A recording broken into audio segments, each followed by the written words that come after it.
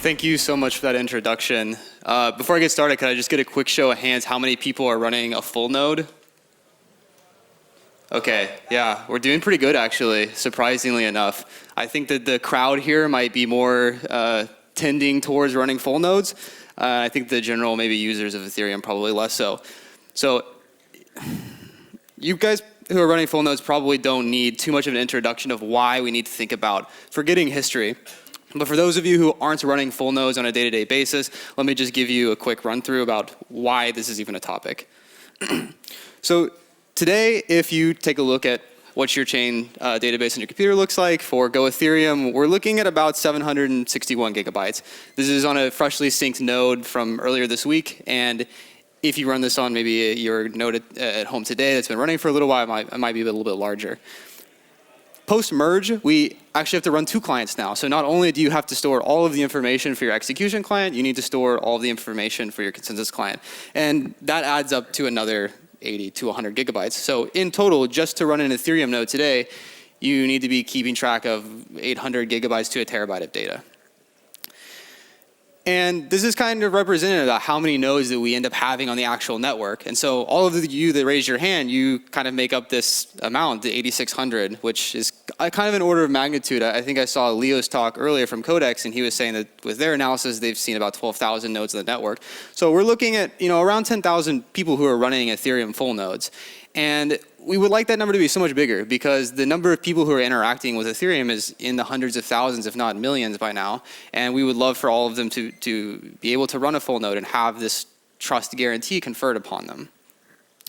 And we generally have this hypothesis that the hardware as we were able to bring the hardware requirements down, we're able to increase the node count.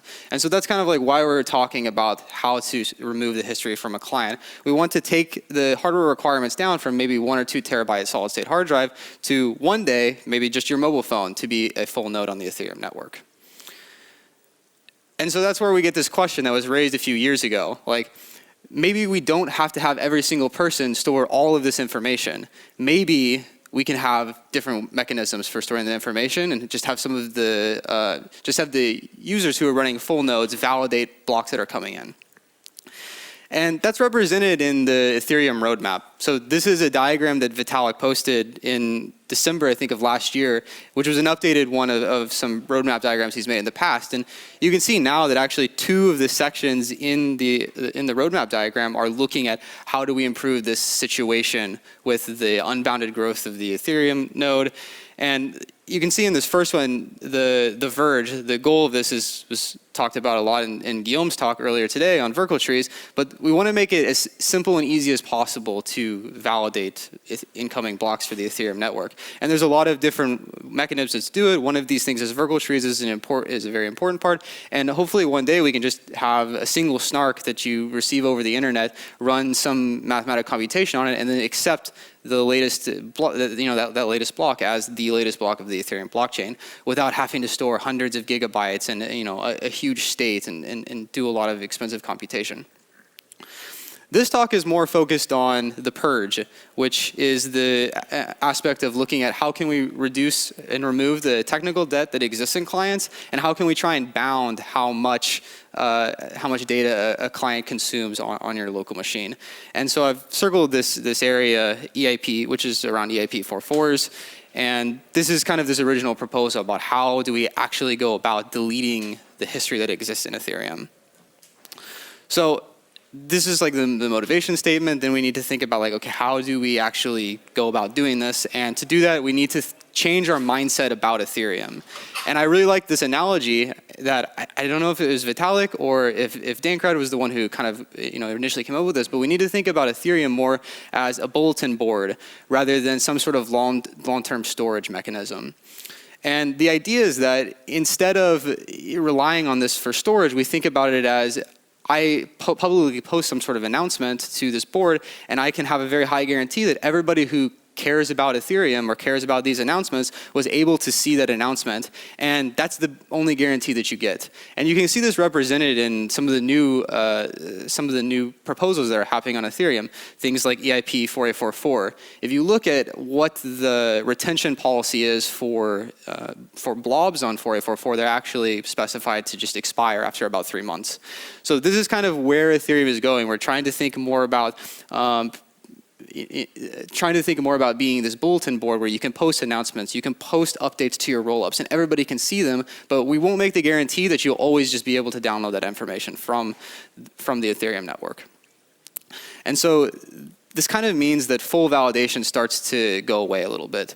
And this talk isn't going to be super focused on full validation. It's an important part, but because we moved to proof of stake last year, we've sort of given up a little bit on full validation in the first place because we have this new concept of weak subjectivity. And I implore you to go read about weak subjectivity if you're not super familiar. But basically, you need to come up with some recent checkpoint, some recent trusted checkpoint, kind of like a genesis in maybe the past 3 months or so to trust as the root of your chain. And so this makes it so that, okay, you can audit that full chain if you want to, and this is an important thing we always want to maintain.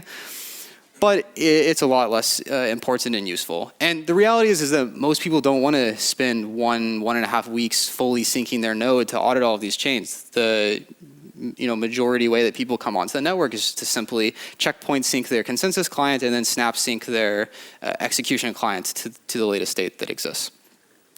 And finally, we need to bound the growth. This is an important goal, as you saw on the roadmaps, of generally all of the things that can grow linearly in Ethereum, we want to bound so that whenever you start your Ethereum client, you have a really good idea about how much computation resources it's going to take, both for bandwidth, in terms of network, and in terms of your disk size. So this is the way that we want to think about it going forward. So before I talk about exactly the proposal for 4.4s and how we want to think about removing history, I want to make sure that we're on the same page about exactly what I talk about when I'm saying history. Because I know that when I talk about this to people, even though it seems like we're on the same page, we end up kind of missing exactly what I mean by history and exactly how that compares to things like state. So the pieces of the history that I mean when I say we want to delete the stuff are specifically the consensus objects, things like headers, transactions, receipts, and omers. These are the actual objects that are committed to within the Ethereum protocol, and these are the things that we're trying to delete. What we're not trying to remove in this proposal are things related to the state. And in the state, you have your accounts that stores your balance and your nonce. And you have your storage, which stores all of the information related to your smart contracts. And then you have your smart contracts. And so these things, part of the state, these are not part of the set of things we're looking to delete in this proposal. And then one kind of overlooked aspect of the disk usage of your client is also the indexes. And in Go Ethereum, we have this index which stores the transaction hash to the block number. And this sounds like a relatively lightweight thing. But in Ethereum, whenever you have hundreds of millions of transactions, this 40-byte value ends up adding up relatively quickly. And so today, we've sort of created a bound where we by default only store the information of that transaction hash to block for the last around 1 year. And so that's kind of bounded it to around 25 to 30 gigabytes. And we can see that if we actually look directly into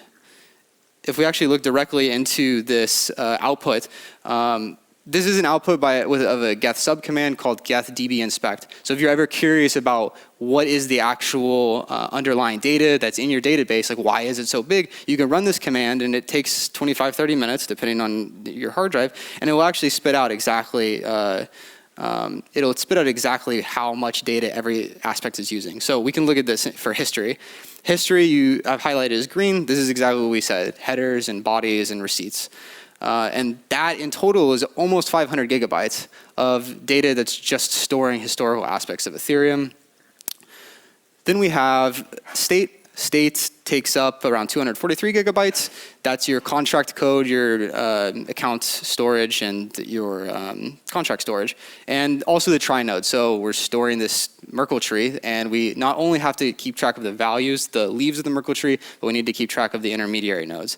That is another, it's hard to see here, 160 gigabytes or so. And then we have our indexes. And so, like I said, this index for the transaction hash to block number, this is around 25, 28 gigabytes. And that one we are currently pruning, and so it's bound around 30 gigabytes. It's not going to increase. And we would like to be able to do that for history as well. We would like to be able to say that whenever you start Go Ethereum, the history for Go Ethereum is only going to sit around 100 gigabytes or 50 gigabytes or something like this. So this is what our goal is. By the way, the time says 5 minutes. Like, do I only have 5 minutes, or is it off? Okay. So for the state is something we can't delete right now. We have proposals of improving the situation, but today, like the state, you have to have this to validate the block. We can't delete it. This is extremely important, and so there's nothing that can be done. Hopefully one day we can have Verkle trees to make it so that you can easily execute statelessly, but today, like, you have to have the state. History, we want to delete it. That's the goal. Unfortunately, we have this prerequisite, and we want to have a robust way of retrieving that history forever. And this is because we made this commitment early on for Ethereum that you would always be able to retrieve the history from your peers, the peer network of the Ethereum nodes. And to kind of walk back that commitment, this is not something that we take lightly. And so we're thinking really deeply about how can we move Ethereum forward and create these new guarantees that we want, where we are actually able to bound the amount of state without totally giving up on this commitment that we made, that the history is going to be retrievable. And we thought a bit about this, and so we have a few solutions. One, HTTP providers. This is extremely centralized, the simplest solution. But if you spread it out across many different providers, you start to have some resilience against people going offline or people trying to withhold data. So in the future, hopefully, that people like Infura and Etherscan and universities and maybe the Internet Archive, they all are able to serve this historical Ethereum information whenever you desire it. We also want to use BitTorrent. BitTorrent is perfectly suited for sharing information this way, in this peer-to-peer fashion. And so it's a good complement for having these HTTP providers that are known and centralized entities, and then having a permissionless system where anybody who wants the data can go get it and share it in this peer-to-peer fashion. And then the portal network. And the portal network is a really exciting way of accessing historical information if you want to access it in a light manner. If you're a single user and you don't want to spend a lot of computational resources to participate, you can easily get a transaction or a historical block. But if you want to access like large batches of data, the portal network is not the best solution. You would want to directly download it via BitTorrent or HTTP or something else like that. Okay, that's how we hope to provide the data. Then the question is exactly like, how will this data look? And so this is this data format that I've been working on a fair bit, and I've also been working on it with Jacek from the Nimbus consensus layer team. And we've kind of come up with these two formats, one for the data that exists in Ethereum before the merge, and one for the data in Ethereum that exists after the merge. And the question is kind of like, why separate these two things?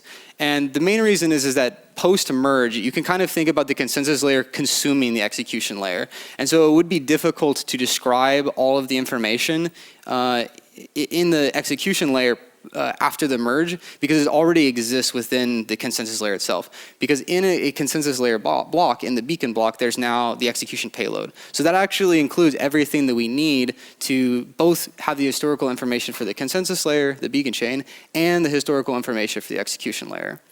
Also, post-merge, the consensus layer has a really neat value in the beacon state called the historical roots. And the historical roots is a list of hashes, and each of those hashes represent 8,192 beacon blocks. And every time you reach that threshold of you've gone through 8,192 beacon blocks, then you create a historical batch, and you Merkleize that, and then you put it into the historical roots list. And the nice thing is that the error format follows along very closely with that. There are 8,192 blocks in this error format, and given an error file and some beacon state that happens after the error file that you trust, you can actually verify the integrity of that error file. So all of these things fit very nicely within the beacon chain and the way that the data is laid out in the consensus layer. So pre-merge, we tried to follow along as closely as we could. So we've got this era 1 format, and it looks something like this. And this era 1 format, instead of having the historical roots that's dynamic and constantly growing, we have a static commitment. And the reason is that we're post-merge. There's not going to be any more proof of work blocks that we care about. And so we can actually say these are all of the blocks that ever going to exist before, that are ever going to exist in the pre-merge world. And so we can actually say one commitment to match to all of those. And it gives us this nice property that we didn't have pre-merge. Before, if you wanted to prove something about a pre-merge block, you would actually have to create a linear proof via the parent hash. So you would have some trusted block where you would say, this block right here is, maybe I got from the block hash opcode, and so I trust its value. I want to prove something about a block 10,000 blocks ago. You would have to provide 10,000 headers to recursively prove via the parent hash. Now with the era 1 format and this like static commitment, the static commitment is just a Merkle root over a list of blocks, and you can create a logarithmic sized proof into that to prove that some block was, existed in the history from that static commitment. So these are the two data formats that we've been working on. And now you're kind of like, okay, when can I delete this historical data in my node?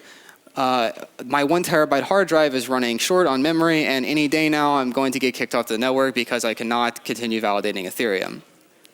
And so the progression so far has been 2021, we had EIP 4.4s initially proposed, and 2022, we had Jacek working with the Nimbus team on the initial era format. Now in 2023, we've kind of come with this era 1 format, and together with both the era and the era 1 format, we finally have a full kind of specification of all of the information that could exist in Ethereum, and we're trying now to think how can we prove out these retrieval mechanisms that we talked about. And so that's kind of the work that's going on now, is we want to make it so that we're confident that the information is accessible by these retrieval mechanisms that we've proposed. And so hopefully 2024, we can finally start experimenting with pruning. And maybe the first thing that we do is just prune the data that exists pre-merge. And so that would be a good first step where we get to alleviate 300, 350 gigabytes of data that already exists in clients. So I would upgrade to a 2 terabyte hard drive. We're not going to fit it within 1 terabyte right now, but it's something that's actively being worked on. That's it for my slides. I want to say thanks a lot for the organizers of ETH Prague. It's been a fantastic event so far, and I'm so excited to be a part of it and get to speak to you today.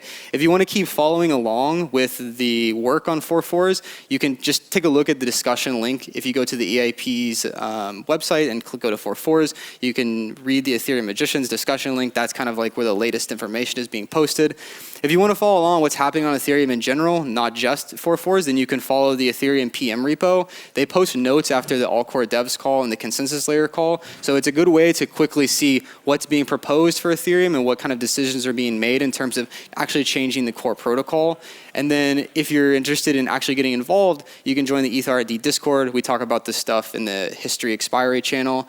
And if this talk was interesting to you and you're interested in core development in general, I would take a look at the Ethereum Protocol Fellowship. Applications are due June 19th. You can find this if you go to blog.ethereum.org or if you just Google Ethereum Protocol Fellowship.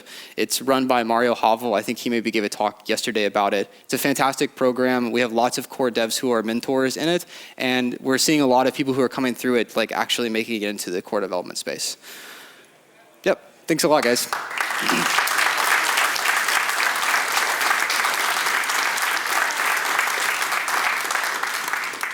Thank you, Lightclient, for the insightful talk. We're slightly tight of time, so apologies to the audience. No room for question, but feel free to connect with speaker off the stage. Thank you.